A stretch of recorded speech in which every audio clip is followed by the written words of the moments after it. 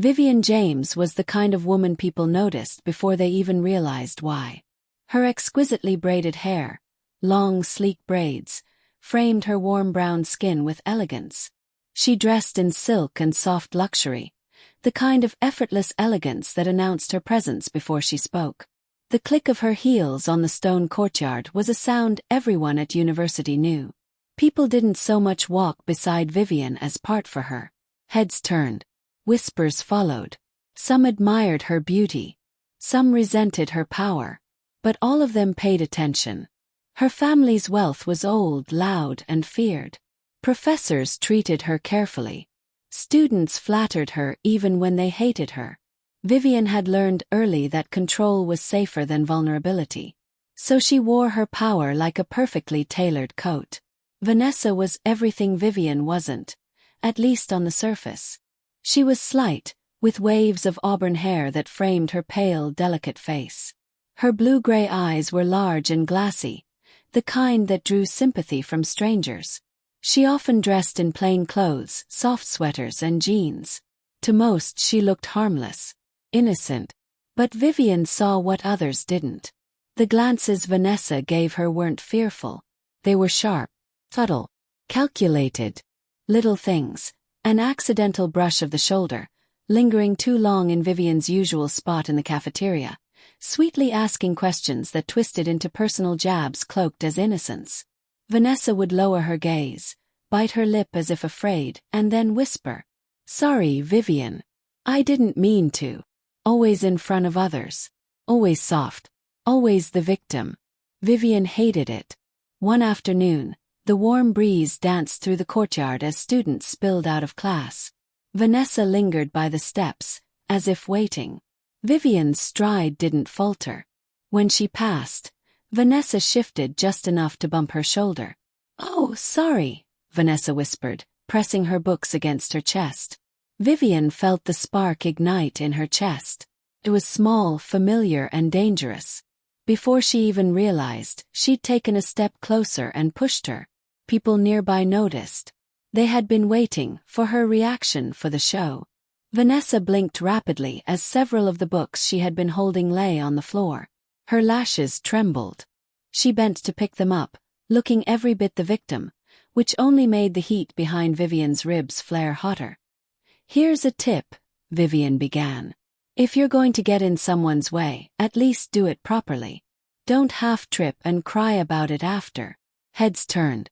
A small crowd had gathered. Vanessa shrank back, clutching the few books left in her hands like a shield, her lower lip trembling just enough for the spectators to see.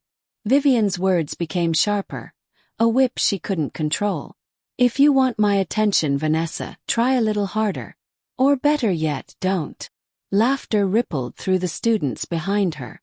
Someone muttered, "She's so savage." And then, a voice cut through the noise like a bell. "Vivian." Cole's voice was steady, unshaken. He stepped forward from where he'd been leaning against the railing, arms crossed loosely over his chest. Cole was tall, his broad frame filling the space around him without trying. Brown hair fell slightly over his forehead. His eyes steady but warm. There was a quiet strength about him, the kind that didn't need to shout to be heard. Vivian's heart stuttered, though she'd never admit it. Cole was the only one who'd never been impressed by her name, her clothes, or her beauty. He looked at her as though she was human. That alone unsettled her. Vanessa, seeing him, immediately gave a soft, wounded whimper. Cole crouched beside her, not close enough to make it intimate, but enough to help her gather the books. He offered her his hand briefly, lifted her gently, then stepped back. No lingering touch. No comforting hug. No hero moment. Just measured kindness. "Are you okay?" he asked. "Why, yes," Vanessa whispered, glancing at Vivian like a wounded fawn. Cole turned his gaze on Vivian. It wasn't anger she saw, but it cut deeper than rage. It was disappointment. "You need to stop this," he said. "This isn't strength. It's cruelty." Vivian forced a smirk, masking the crack forming in her chest. "I don't know what you mean." "Yes, you do," he replied softly. It's not right. I don't care how rich you are. You can be better than this. The courtyard seemed to go silent. No one talked to Vivian like that. But Cole wasn't afraid. He simply sighed and then turned to leave, calling over his shoulder. There's a church near campus called Liberty Church. If you ever want to see what strength really looks like, come. Vivian stood rooted as the crowd began to disperse. For the first time in a long time, she didn't feel powerful. She felt exposed. She told herself she wouldn't. But the next Sunday evening, as the sun dipped low and campus grew quiet, she found herself standing in front of a small Pentecostal church just a few blocks away. She'd expected stiff pews, judgmental faces, a room that measured her worth like everyone else did. Instead, she was met with warmth. An older woman greeted her at the door with a hug so tight it startled her. "Welcome home, sweetheart," she said, as if they'd known each other for years. Ushers smiled with kind eyes. Laughter drifted through the foyer like a soft breeze. People spoke to each other like family. Inside, the music had already begun, soulful harmonies rising and falling, drums pulsing softly. It wasn't forced. It was alive. People weren't performing. They were worshipping. Vivian, unable to resist the warm smile of the usher, allowed herself to be led to one of the front rows. There she sat, posture poised like armor. But as the service began, something in her chest began to loosen. She barely noticed that Cole was sitting behind her, afraid that if she so much as blinked, she would miss the wonderful moment she was experiencing. The worship music was beautiful and evoked tears she struggled to keep in. The pastor spoke with a warmth that disarmed her. "God's mercy doesn't wait for us to be perfect," he said. "He meets us where we are, even when we're at our worst, and calls us his own." Something in her cracked. The tears came silent and hot. No one mocked her. No one turned away. The pastor's wife slipped into the seat beside her, said nothing, just held her hand. That day, Vivian whispered a prayer for the first time in her life.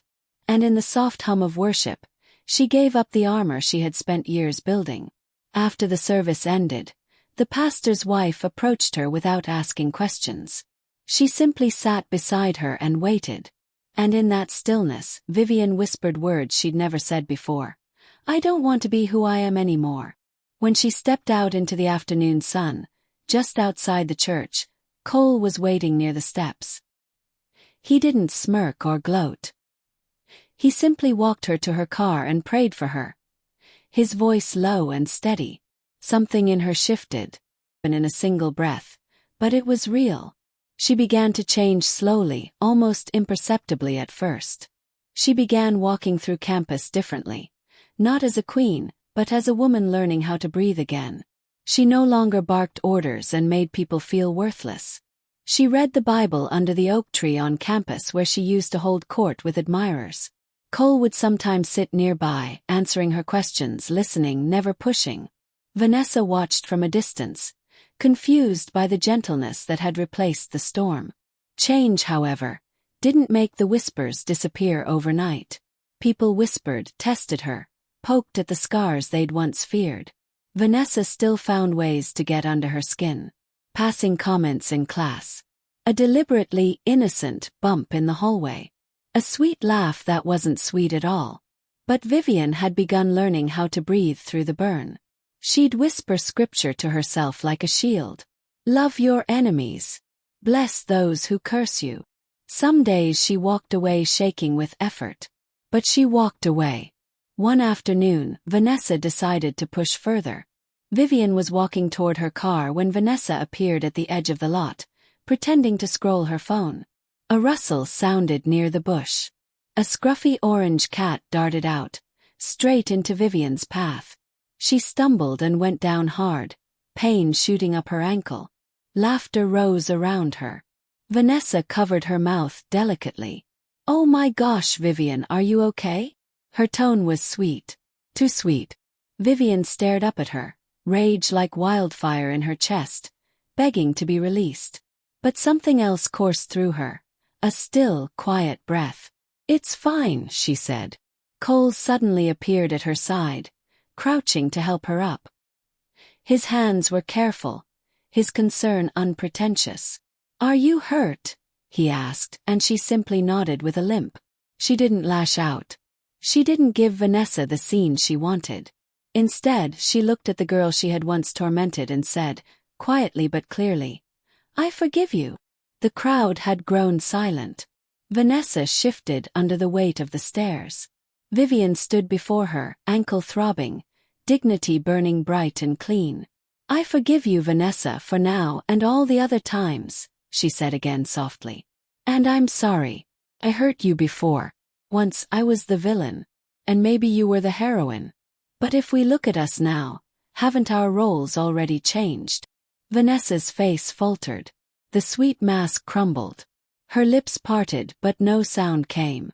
"Why would you forgive me?" she whispered after a long moment of reflection. "Because someone forgave me first. I was able to forgive myself. And now I can forgive others," Vivian replied. "Come with me to church on Sunday. You'll understand." 3 years later, Vivian stood at the altar of Liberty Church in her flowing off-the-shoulder white gown. Her long sleek braids cascading behind her beneath a soft veil. A delicate silver crown rested on her head. Cole stood beside her, his dark tailored suit sharp and elegant, his calm eyes fixed on her with quiet adoration.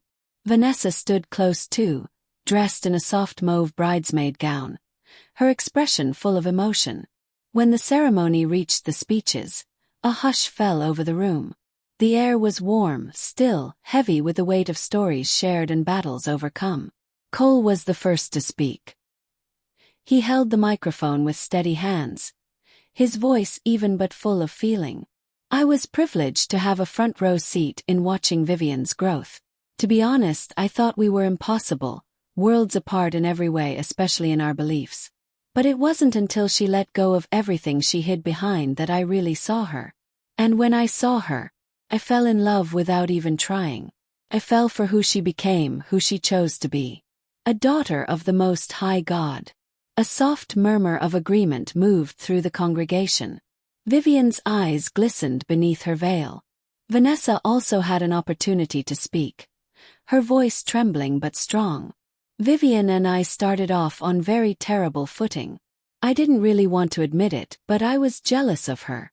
I wanted to break her image to prove she wasn't as perfect as she seemed. Slowly I became so vile I could hardly recognize myself. But unexpectedly, she turned around and offered me grace instead. She showed me what real change looks like. I found my faith because she found hers first. That day changed me. I followed her to church, and I found God waiting for me too. She became the friend I didn't deserve." The congregation erupted in soft applause, some wiping their own tears. Vanessa reached out, and Vivian grasped her hand firmly, a silent promise between two women who had once been enemies but were now bound by something far deeper. Cole wrapped an arm around Vivian's waist, pulling her gently closer.